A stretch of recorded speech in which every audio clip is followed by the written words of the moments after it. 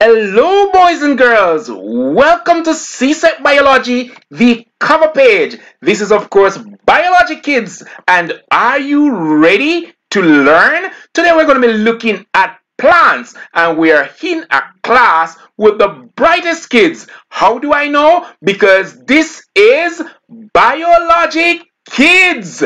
Let's go right on into the lesson because we are ready to learn about the plants and, of course, all parts of a plant. Now, what are plants? That's the big question we need to solve.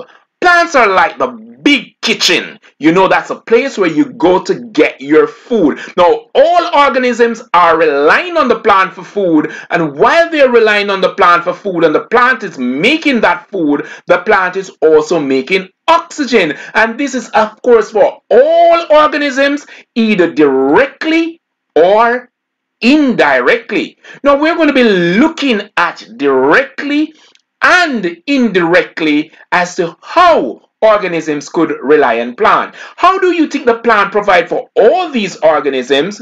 I want you to use arrows to show the link using the organisms below. So of course you're going to be creating a food chain to show that flow of energy, show the passage of food from one organism to another, and of course it's coming from the plant.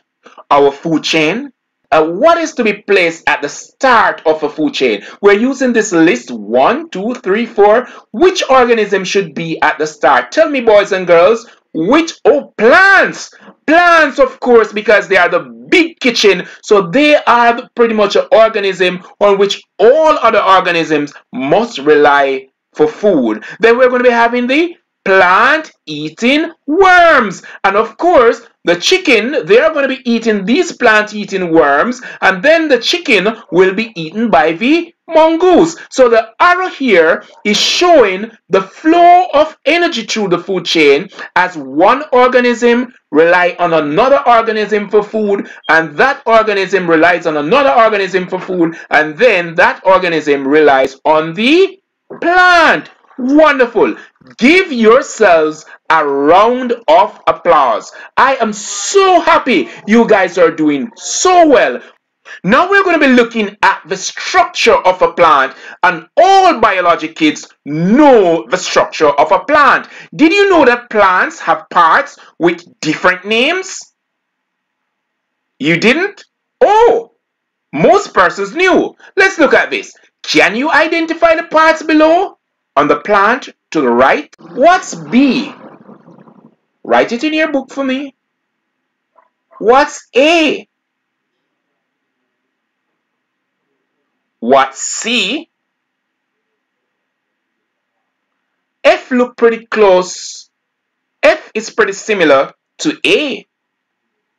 What could it be? What's E? Wow, green is pretty beautiful. That's D. What does it represent from this list of 5 plant parts? Write it down in your books for me so we can check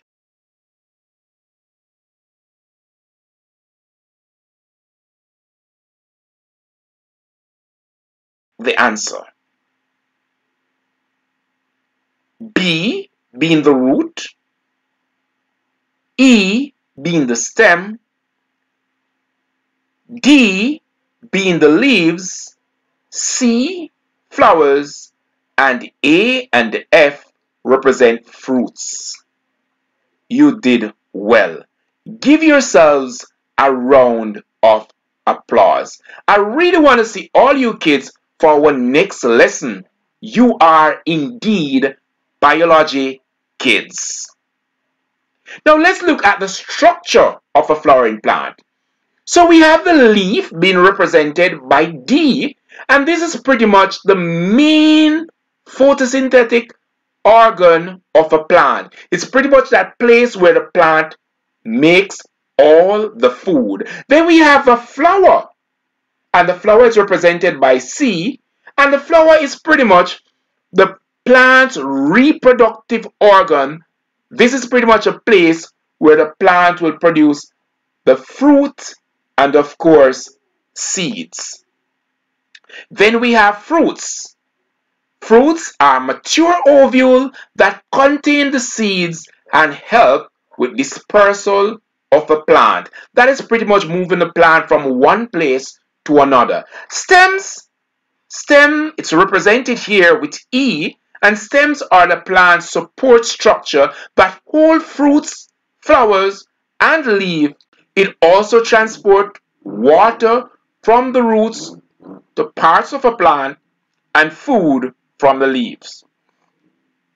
The root. They hold the plant in the soil and collect water and mineral from the soil for the plant. Interesting. Did you know all these facts about the plant?